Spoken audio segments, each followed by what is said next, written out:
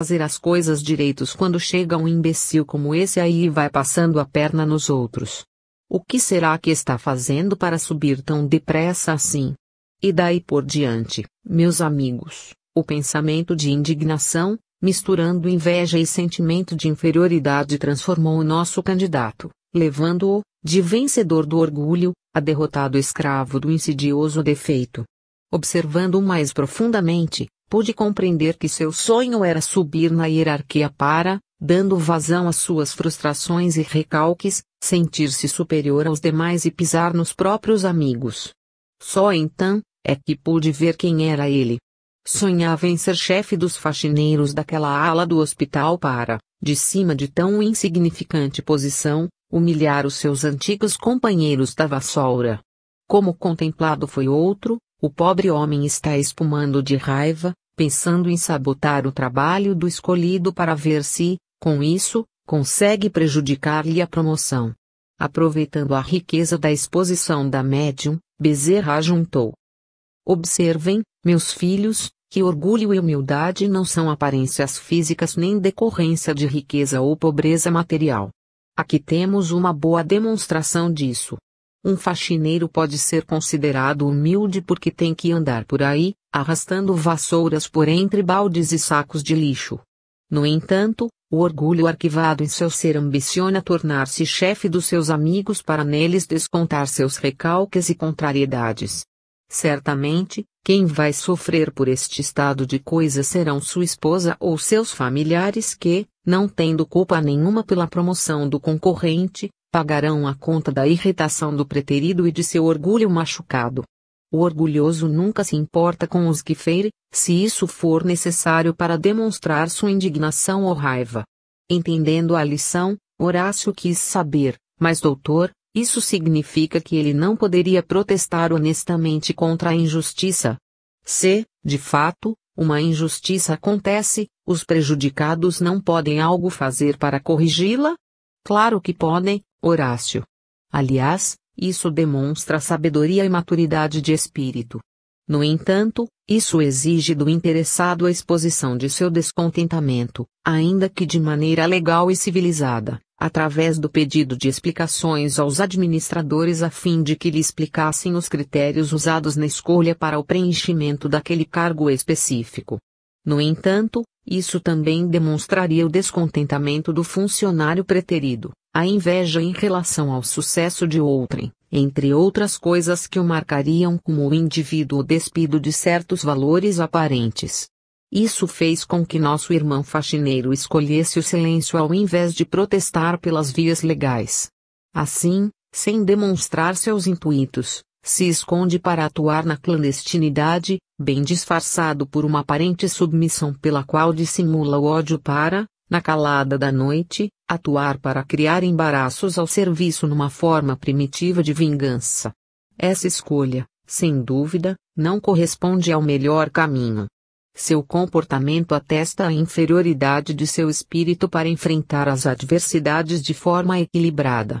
Com medo de se mostrar como é, prefere ser o que é sem que os outros percebam, usando dessa clandestinidade como vantagem para ferir sem ser identificado. Se houvesse escolhido os caminhos corretos, quem sabe entenderia que não foi contemplado com a esperada promoção porque se entregou ao comodismo, por não estar cumprindo suas tarefas com vontade, com o capricho esperado e, assim, poderia corrigir-se, esforçando-se para ser eleito na próxima oportunidade. No entanto, preferiu revoltar-se, prejudicando todo o conjunto. E este comportamento se reproduz aos milhões num mundo de competição como este que os homens construíram para si mesmos. Observando os fatos em seus aspectos intrincados, Cornélia, você está com toda a razão ao supor que este irmão não está enquadrado nas exigências. Depois de terem percebido que seria difícil encontrar os que conseguissem demonstrar humildade suficiente naquele lugar, Bezerra convidou-os a partir para outro ambiente, onde prosseguiriam as lições. Chegaram à via pública, agitada pelo movimento da madrugada daquele sábado. As pessoas estavam eufóricas e comemorando a chegada do fim de semana. Penetraram um barzinho onde pequena multidão se acotovelava, dificultando o trabalho dos garçons no atendimento das solicitações. Seu burro, não sabe escrever um pedido certo? Esbravejava um homem, de ânimo visivelmente alterado por causa dos diversos copos de bebida alcoólica já ingeridos. Desculpe, senhor. É que tem muita gente e hoje estamos aqui com 2 garçons a menos. Não quero saber, seu incompetente. Sou eu quem paga o seu salário. Trate de me atender bem porque, se não, falo com o gerente. Mais uma vez, desculpe-me, senhor. Vou corrigir o erro. Volto já já. Afastou-se o garçom atacado que, aos nossos olhares, se mantinha em equilíbrio e serenidade. Sabia que aquele tipo de cliente se valia do álcool para exteriorizar suas debilidades emocionais nos desabafos comuns a tantos. Deveria ser um homem mal amado, sozinho ou abandonado, carente e pouco acostumado a respeitar os outros. Juvencio, o garçom, desde muito tempo fizera do seu serviço uma outra sala de aula na escola da vida. Sem ter tempo para aprender as lições da educação formal, transformara o bar onde trabalhava nos turnos noturnos em um laboratório para avaliação das condutas humanas. Juvencio era velho conhecido de Bezerra que, como médico espiritual de sua família humilde, fazia o papel de tutor daquele espírito em crescimento. Sob a influência do médico devotado, o garçom encontrou os ensinamentos espíritas e passou a arquivá-los na memória através da leitura de muitas obras construtivas e esclarecedoras. Necessitando ganhar a vida em uma cidade de tantas competições, fora encaminhado para o exercício da tarefa que melhor combinava com suas necessidades de transformação moral na presente encarnação. Seria aquele que serve, aguentando mau humor, a falta de educação, a arrogância dos outros e, assim, desenvolvendo as marcas da humildade em sua alma. Passara por estágios diversos ao longo de toda a trajetória desafiadora. No início, a intemperança lhe rendeu muitos dissabores. A falta de costume no controle do orgulho e do egoísmo faziam de Juvencio uma bolinha de ping-pong, atirada de um lado pelas cacetadas da vida, na base da reação à provocação. Sempre que isso ocorria, Juvencio sofria as decepções por estar do lado mais frágil da relação. Sua arrogância natural dava as caras nestas horas. Quanto mais isso acontecia, mais fácil para o rapaz identificar onde viviam escondidos, dentro dele, estes monstros terríveis, verdadeiros polvos de 1000 tentáculos e 1000 disfarces, prontos para arrastá-los às profundezas do erro, da agressão e do descontrole. Com o tempo, contudo, aprofundando o conhecimento de si mesmo e o entendimento das exortações de Jesus contidas em O Evangelho segundo o Espiritismo, notadamente no capítulo que ensina o amor aos inimigos, o garçom encontrou o caminho da paz. Graças ao conhecimento espírita, entendera que as criaturas eram o que eram em decorrência de suas debilidades evolutivas, mas, invariavelmente, todos caminhavam para a frente, vencendo-se à custa de muita luta ou sofrimento. Juvencio, então, compreendia as limitações e procurava ser sempre o mais prestativo possível. Ganhava a confiança dos clientes assíduos daquele lugar com o seu sorriso espontâneo e sua solicitude natural. Enquanto muitos outros trabalhavam pela gorjeta, ele servia os outros em busca do aprendizado da melhor maneira de como superar-se a si próprio, conforme o próprio Jesus ensinara. Eu estou no meio de vós como aquele que serve e declara o Cristo, do alto de sua magnitude espiritual. Tomando esta frase como roteiro diário, Juvencio lutava contra o velho adversário que, a espreitá-lo, aproveitava-se de todos os momentos de distração para instigar em sua impulsividade masculina alguma reação mais agressiva ou descontrolada. Por isso, decidira vigiar-se, impedindo a si mesmo de reagir, não importava qual fosse a ofensa ou a circunstância dolorosa. Evitaria o revide e, controlando suas entranhas, acalmaria o impulso de atacar ou responder com violência, buscando, primeiramente, respirar fundo, afastar-se do local da provocação, recorrer à prece sincera e, somente depois de tranquilizado por dentro, meditar em como resolver a questão. Ao longo dos anos, Aprendera que, muitas vezes é melhor resolver o problema com conduta simples, como a de trocar a bebida solicitada pelo freguês, do que se obstinar em ter razão, mostrando que fora o cliente quem pedira errado. Assim, diminuía controvérsias ao invés de aprofundar os conflitos na defesa de seu ponto de vista. Naturalmente que se conduzia dessa forma nas questões mais simples do dia a dia, reservando a defesa dos princípios para outros momentos quando coisas mais sérias estivessem em jogo. No entanto, ali, preferia não discutir com um bêbado no esforço de explicar-lhe quem foi que se equivocou. Já havia perdido as contas da quantidade de ofensas e xingamentos que escutara da boca dos ébrios e de plantão, além das atitudes desrespeitosas dos endinheirados no trato com os serviçais como ele.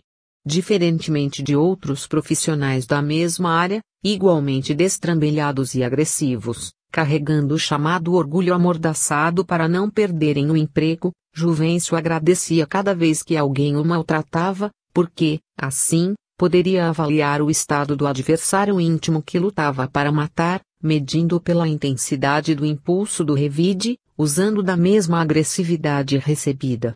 Terminado o seu trabalho naquele ambiente, esperava o rápido descanso em casa dos pais, na qual convivia com os problemas da família complicada pelas doenças de seus integrantes. A mãe era muito idosa e viúva. Era ela, no entanto, quem ainda administrava uma casa onde 2 filhos mais novos do que Juvencio transitavam pela vida em situação de deficiência física. Um deles perdera a mobilidade das pernas e o outro era cego. Ambos viviam o resgate expiatório de terríveis danos promovidos nas existências de seus semelhantes em pregressas existências, mas, ao invés de estarem aproveitando essa oportunidade de refazimento moral e espiritual, enveredaram pela rebeldia e pela insensatez, exigindo de seus parentes sacrifícios ainda mais dolorosos. Juvencio precisava ganhar o salário para diminuir as necessidades da família, mas, apesar disso, não contava com o respeito de nenhum dos dois. O que dependia da cadeira de rodas, votava-lhe raiva injustificada, produzida pela inveja. Já o cego, taxava-o de aproveitador da vida por ficar fora todas as noites. Juvencio os escutava, compreendendo que o sofrimento de ambos era o mau conselheiro de suas almas e, sem qualquer laivo de superioridade, deixava tudo de lado para ajudá-los tanto quanto podia, aliviando o trabalho da mãe idosa. Banhava o irmão aleijado ao mesmo tempo em que procurava ajudar o cego em tudo o que se fizesse necessário. No entanto, se o paralítico sentia prazer em fazer-se pesado para Juvencio, o cego não admitia a ajuda do irmão para nada, lutando para manter-se independente, cultivando o orgulho de não precisar lhe pedir nada. Mesmo quando tropeçava e caía, recusava o braço do irmão, dizendo em voz alta: quem precisa de sua ajuda é o aleijado. Eu só sofro da visão. Não preciso de você. Pode deixar que me levanto sozinho. Essa fala, repetida sempre sem qualquer cuidado, representava também uma agressão ao outro enfermo, que as ouvia sem ensaiar qualquer resposta porque, no fundo, exprimia cruel verdade. Os 2 doentes se antagonizavam constantemente. Luciano, o da cadeira de rodas, odiava a independência e a arrogância de Múcio, o cego, enquanto este, de alma arrogante e altiva, distraía-se em humilhar o outro, não se cansando de mostrar-se superior a todos. Nenhum dos dois aceitava o fato de Juvencio não ser deficiente, como se o pobre garçom lhes tivesse roubado a felicidade. O rapaz era testado nas dores profundas e exercitava, diariamente, as lições da resignação, do amor aos inimigos e de fazer o bem sem desejar receber algo em troca. Com isso, Juvencio transformara suas vibrações num campo de cristalina emanação, onde a humildade dava o toque de seu perfume e luminosidade, indicando que era cultivada com adubo do amor segundo os verdadeiros critérios do Evangelho de Jesus. Depois de mostrar os efeitos positivos de tais eflúvios no equilíbrio do corpo e na estrutura do espírito, Bezerra aplicou passes magnéticos sobre os 2 enfermos que se encontravam adormecidos no lar modesto e, abraçando o tutelado como um pai faz com o filho que admira, beijou-o na face cansada, reforçando os laços de carinho que uniam os dois servos dos aflitos, que o transformava, tanto quanto o próprio Bezerra, em outra espécie de médico dos pobres. Aqui, queridos filhos, encontramos o exemplo rico de muitas das modificações necessárias para aqueles que desejam se salvar. Com exceção de Juvencio, que está constando as vitórias indispensáveis ao seu progresso, Luciano espelha a inveja torturante enquanto Múcio corresponde ao expoente do ódio que sufoca. No aprofundar das coisas, observaremos que tanto a inveja quanto o ódio estão com suas raízes fincadas no orgulho ferido e no egoísmo avassalador. São incapazes de ver, no irmão trabalhador, o benfeitor de que tanto necessitam e que lhes abastece de comida o próprio prato diário graças ao esforço do trabalho digno. Para eles, o corpo deficiente representa a diminuição de sua valia, apequenando-os. Deveriam estar inclinados ao aproveitamento da lição de vida, desenvolvendo a humildade, coisa que suas almas não estão dispostas a fazer, sobretudo na presença do irmão. Transportam em seus corações as nódoas dos defeitos profundos das vivências torpes de outrora e que lhes rendeu a limitação das faculdades orgânicas como bendita escola para o aprendizado de novas lições. Até que curvem a cerviz, que reconheçam a própria necessidade, que aprendam a pedir e a agradecer, permanecerão no mesmo estágio e, assim, são sérios candidatos a se despedirem da terra, ocupando 2 alojamentos da nau transportadora. Juvencio que, com paciência cristã, os suporta sem desejar-lhes o mal, conquanto também tenha débitos no drama de seus manos, cumpre a parte que lhe cabe com elevados índices de aproveitamento, o que lhe garante a posição de integrante da nova humanidade, construindo a regeneração primeiramente no próprio interior para, a seguir, integrar o mundo regenerado. O entendimento das leis do universo que a doutrina espírita lhe conferiu facilitou em muito as decisões firmes nesse sentido, porque a fé raciocinada liberta a criatura dos complexos de culpa que a escravizam, dando-lhe a chave para a compreensão dos compromissos evolutivos e demonstrando como fazer para sair vitorioso da refrega humana sem contrair novos débitos. A lição da noite havia sido longa e reveladora. No entanto, faltavam alguns aspectos que Bezerra desejava abordar para o complemento de tais ensinos. Entretanto, devido ao horário, precisavam regressar ao núcleo espiritual que haviam deixado horas antes, a fim de que os encarnados pudessem ser recambiados aos seus corpos físicos, para a retomada das tarefas do novo dia. Marcaram, então, um novo encontro para dias seguintes, quando seriam retirados novamente do ambiente físico através do sono visando o complemento das observações. Depois de acertados os detalhes, Bezerra e os outros 3 espíritos amigos retomaram a posição no quadrado fluídico que formavam ao redor dos amigos encarnados para, novamente com o campo favorável, retomarem a volitação em direção ao centro espírita para as despedidas finais e o posterior encaminhamento aos seus corpos em repouso, nos respectivos leitos. Antes de acordarem no novo dia, no entanto, Bezerra orientou os trabalhadores invisíveis que os reconduziram de regresso para que aplicassem energias ativadoras da memória cerebral a fim de que os aprendizados da noite ficassem indelevelmente gravados na estrutura das lembranças físicas, como um instrutivo sonho que muitos os ajudaria na própria vida pessoal.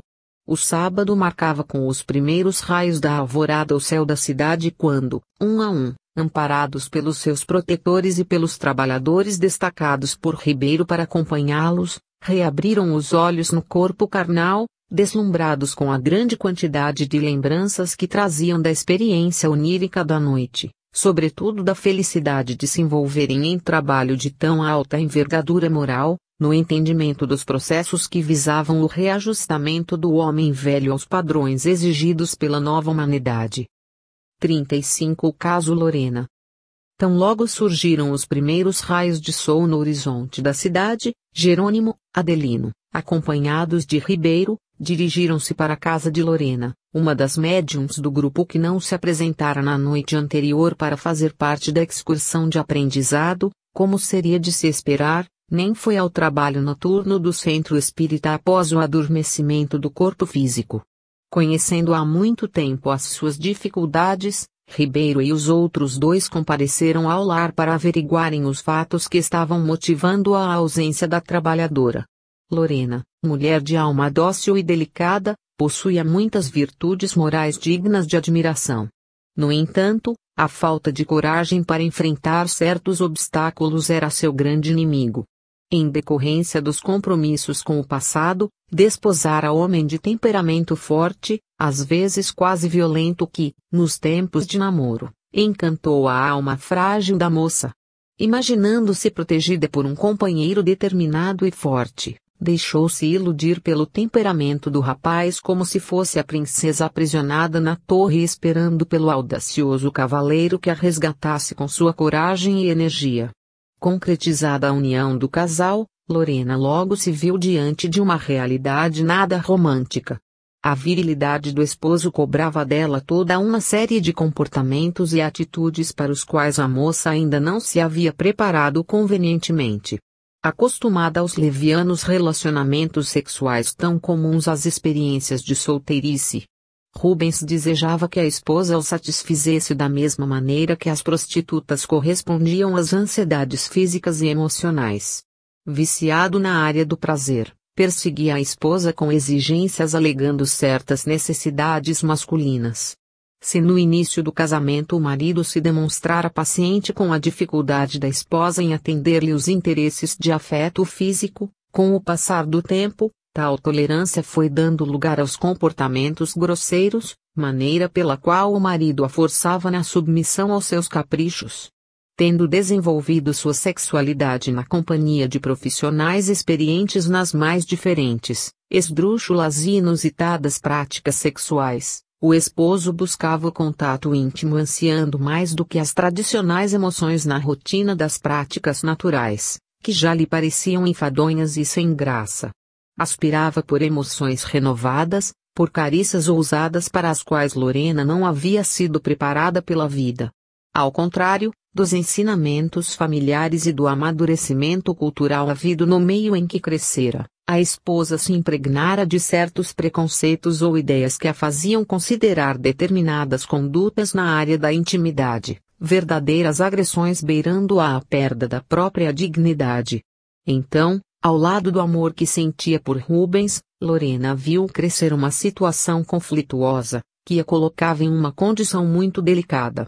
Observando a volúpia constante do marido, temia não lhe corresponder aos desejos descumprindo os deveres matrimoniais, arriscando-se a perder o esposo ou a vê-lo buscar o alívio de suas expectativas junto de outras mulheres.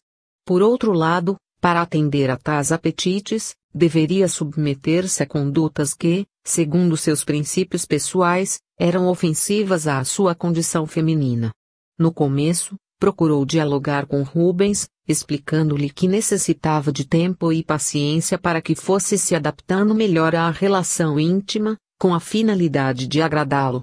Entretanto, a velocidade com que ela estava disposta a ir conquistando esse terreno era muito mais lenta do que a que Rubens desejava ver andando o carro do casamento. Lorena, nesse tempo, não era espírita nem frequentava qualquer instituição religiosa, coisa a que Rubens também era aveiço, como a maioria das pessoas carnais, aquelas que estão profundamente escravizadas aos vícios do mundo material. A pressão das exigências sexuais diárias, a intolerância do companheiro, a submissão para evitar maiores brigas, a anulação de sua responsabilidade para agradar aquele que, depois de correspondido se contentava, abrandando suas pressões e retomando o trato carinhoso, isso ia minando as defesas mentais que Lorena possuía no equilíbrio de suas emoções. Havia entendido o plano de Rubens. Se ela aceitasse fazer o que uma prostituta pervertida fazia segundo os seus conceitos pessoais sobre perversão e a prostituição seria bem tratada. Se fosse uma mulher decente segundo os padrões de decência herdados da criação sofreria as violências morais e verbais e a dureza de um homem ainda na faixa da animalidade selvagem. Lorena tentou adaptar-se à primeira hipótese, mas ao fazê-lo, violentara-se física, emocional e mentalmente. Não entendia o sexo como o marido via. Para ela, era a exteriorização do amor. Para ele, era saciar uma necessidade física. Então, Aferia a modo grotesco, mal educado e chulo como o marido a usava, vendo-a como um pedaço de carne, sem considerar as suas próprias limitações ou necessidades. Ainda assim, Lorena escolheu fazer todo o possível para harmonizar-se. As pressões psicológicas e os dramas da culpa daí decorrentes desaguaram na periclitação de sua razão. Sofrendo uma relação ao invés de desfrutá-la. Lorena viu o casamento se tornar uma jaula, cobrando o preço da própria dignidade. O sigilo com que suportava essa situação, somado ao medo e à culpa, fizeram com que o desequilíbrio emocional a derrubasse ao estado do casamento, atingindo, em rápidos meses, a depressão completa. Se o marido não era sensível às suas necessidades, encontrara refúgio no abatimento e no desencanto.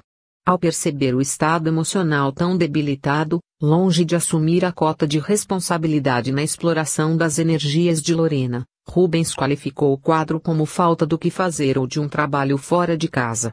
No entanto, havia sido ele próprio quem se opusera, no seu machismo, a que a companheira ficasse exposta ao contato do mundo, com a desculpa de protegê-la. Os devassos e levianos têm sempre receio de que outros iguais a eles, valendo-se das mesmas técnicas, se aproveitem das respectivas companheiras usando-as como eles o fazem com a mulher alheia. Rubens era uma criança fazendo de conta que havia crescido. Agora, vendo o estado depressivo de Lorena, imaginou que se lhe conseguisse um trabalho, apesar dos pesares e riscos, poderia distrair-se um pouco saindo do estado de indiferença total. Ouvindo-lhe as sugestões, no entanto, a mulher não se animou com a ideia. Não queria sair de casa. Por mais que Rubens se agitasse, demonstrasse irritação ou nervosismo, isso em nada mudava o estado da esposa. A estas alturas, eclodia com maior força a sensibilidade mediúnica da companheira, contagiada pelas vibrações inferiores dos espíritos que acompanhavam o marido, dominando-lhe os centros genésicos. Atuando sobre ele, fustigando-lhe as emoções carnais, pressionava a Lorena a ceder além do seu próprio limite, o que propiciou a ruptura de suas emoções e o refúgio no desânimo de uma quase morta estirada sobre a cama, vítima deles todos, exigindo uma atenção que os ególatras não gostam de despender com ninguém além deles próprios. Esse era o grande problema de Rubens. A egolatria, a exacerbação de si mesmo com a desconsideração de qualquer necessidade alheia era a doença grave que o marido carregava na alma, a matriz dos outros problemas, inclusive dos distúrbios sexuais gerados pela necessidade de se sentir o macho dominante. Entidades vampirizadoras de energia, percebendo a sensibilidade de Lorena, mais do que depressa acoplaram seus tentáculos fluídicos aos seus centros de energia vital, criando uma teia de fios invisíveis através dos quais suas disposições de viver iam sendo solapadas pelo consumo inexplicável de suas forças. Quanto mais ela dormia, mais desejava dormir. Isso começou a levar o marido ao desespero. Mesmo contra a vontade da esposa, comunicou-se com a cunhada, irmã de Lorena, pedindo ajuda, porque já não sabia mais o que fazer. Atendendo ao pedido secreto de Rubens, Carla improvisou uma rápida visita, pretextando saudades, e o que viu com os próprios olhos foi aterrador. Lorena estava mais morta do que viva. Precisava fazer algo urgente para interromper o círculo vicioso no qual a doente se mantinha, desânimo produzindo abatimento e abatimento a gerar desânimo. Rubens pensava levá-la ao psiquiatra para que o tratamento medicamentoso fosse iniciado, visando tirá-la da crise. Carla, experiente no assunto, se opôs a essa medida como início do tratamento. Sim, Rubens, disse ela, essa será uma opção adequada e na hora certa. Mas antes de começarmos a entupir Lorena de remédios, gostaria de recorrer a um outro tratamento menos danoso. Vendo que Carla se dispunha a ajudar e sem contar com qualquer experiência nesse setor, Rubens quis saber do que se trataria. Bem, cunhado, no lugar onde eu trabalho, existem várias pessoas que passaram por situações semelhantes e, então, pude observar o desenrolar de diversos problemas emocionais. Muitas pessoas recorreram ao tratamento medicamentoso como único recurso e, por fim, acabaram dependentes de remédios para dormir, calmantes, estimulantes, e toda a sorte de aventuras químicas. Já outras pessoas escolheram alguns tratamentos alternativos, menos agressivos e drásticos, cada um indo por um rumo. Pude